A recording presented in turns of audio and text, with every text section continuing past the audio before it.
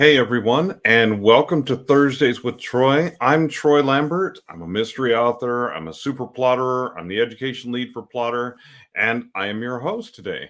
And today we're going to talk about something that is really, really exciting to me because developing deep, detailed characters that people like, that people sympathize, is one of the biggest drivers for story.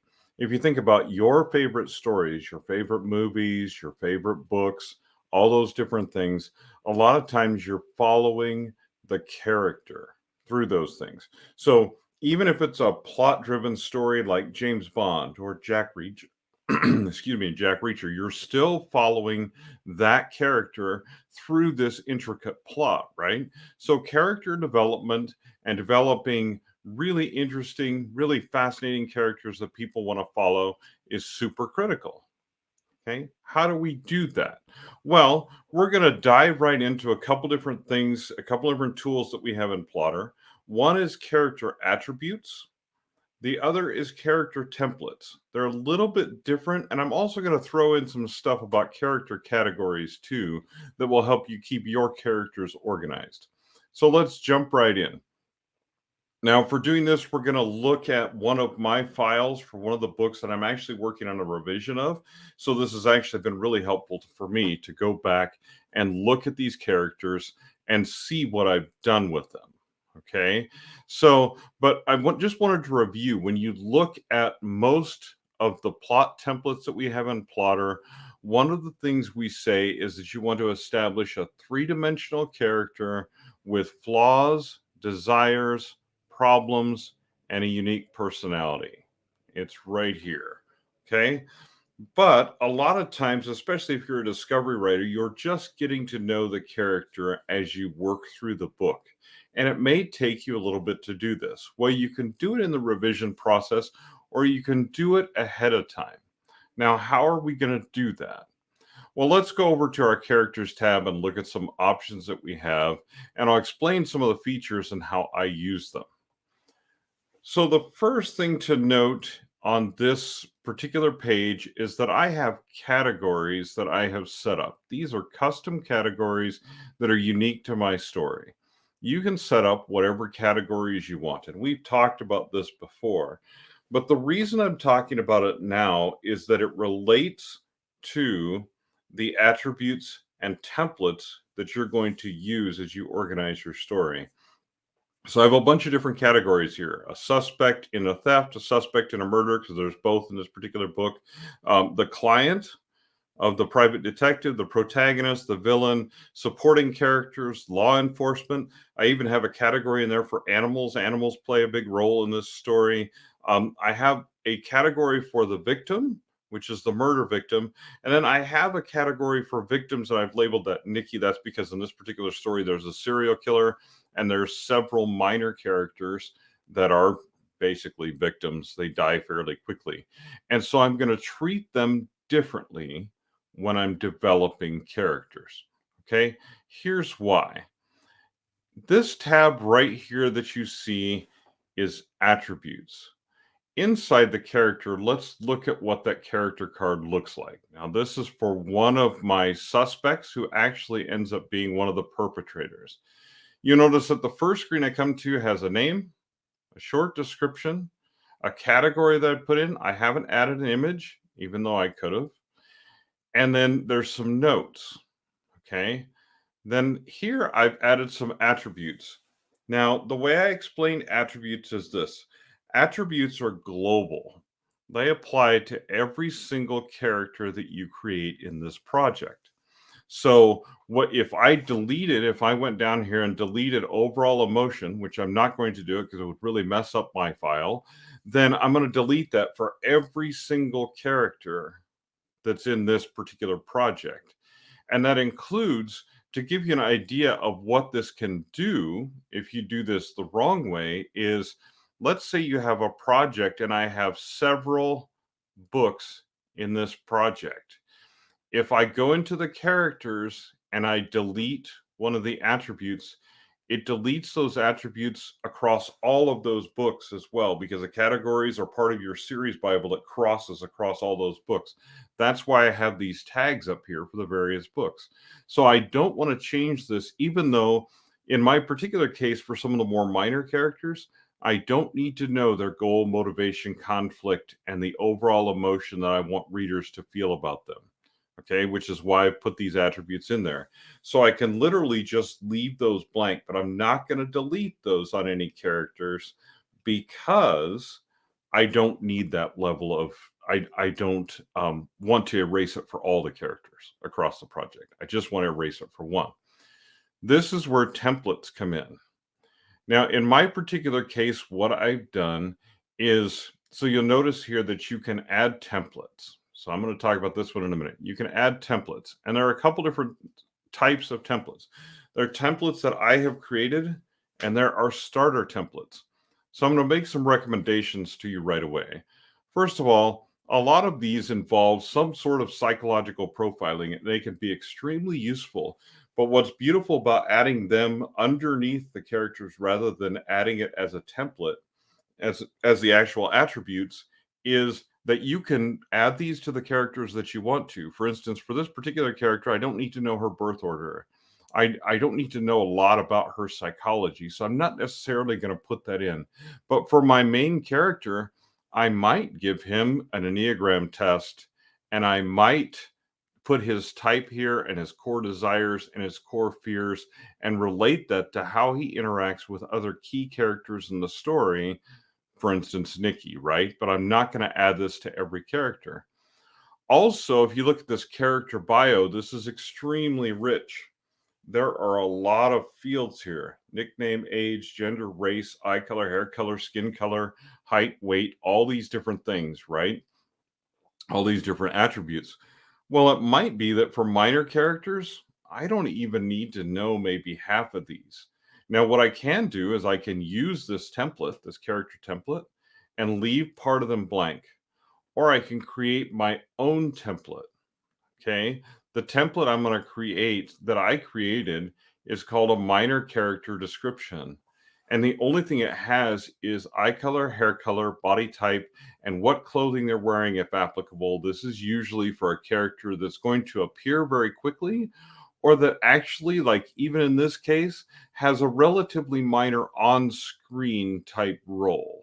In other words, we find out later that Annie is one of the criminals. She's also a client. She's part of the overall mystery and a part of the overall problem, right? But I don't need an in-depth description of her because she's only on the screen a few different times. She's always behind the scenes doing things. Okay. So in this particular case, what I've done is I've used minor character description as the template that I have for her. And I'm going to transfer over from my notes her eye color, hair color, all those different types of things, right? And then I've got her attributes, her goal, motivation, and conflict.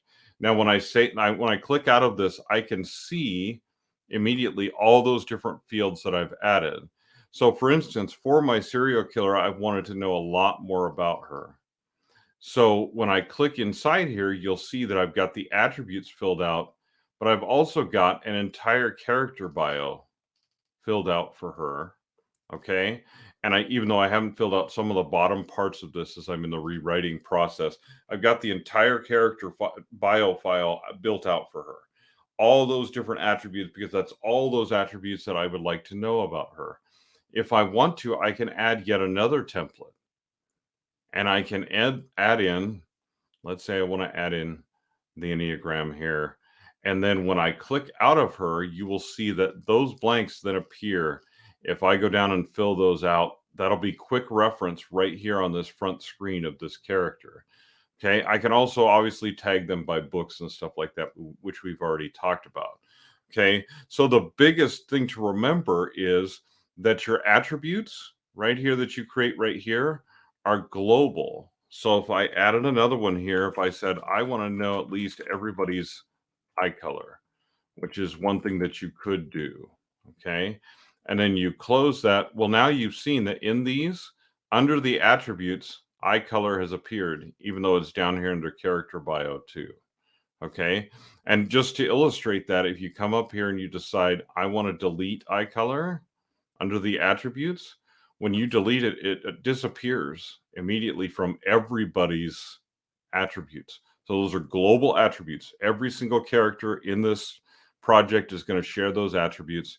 In the character bios, you can add templates to show whatever you want from the characters. They'll still have the global attributes, but they'll also have the in-depth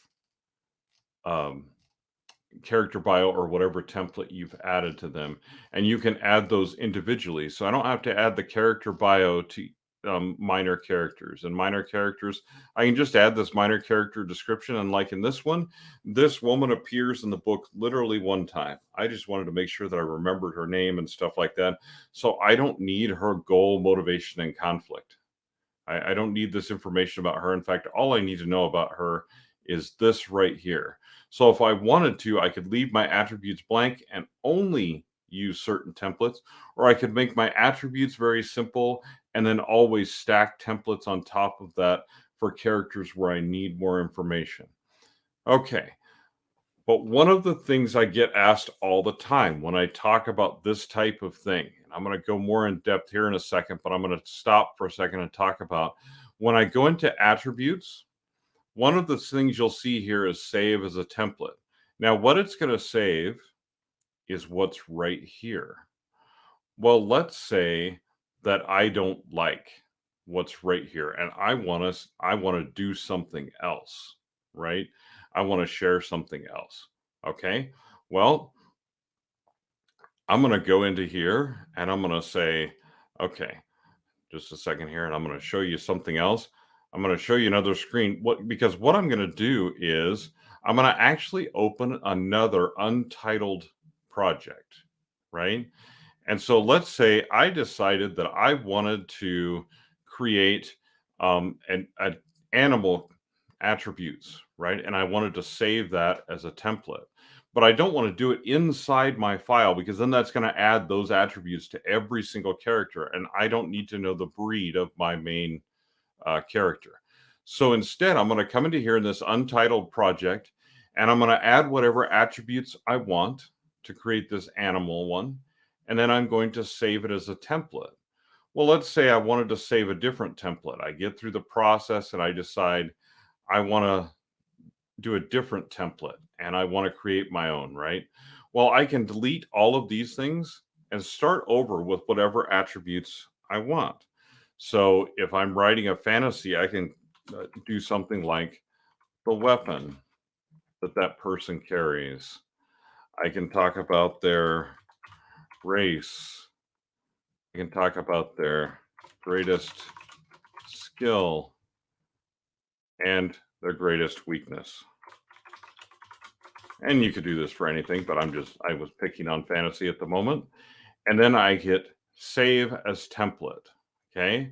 And I'm going to come up here and name it. I'm going to call it fantasy character.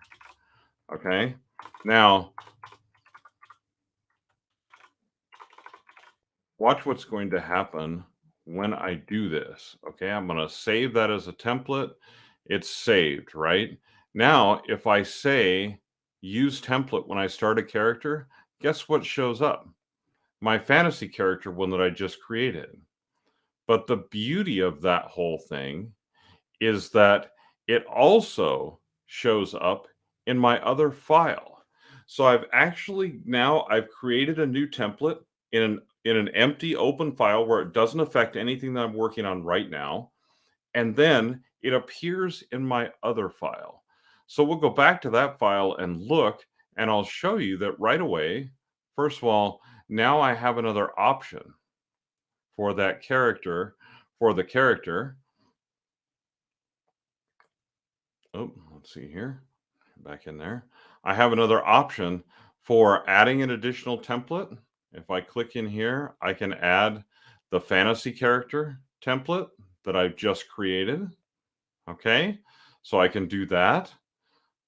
Also, I can start with a template and I can use that fantasy template that I've created. So all I do to create a template is I pop out of this file, to an untitled file that's not going to mess anything up that I'm doing.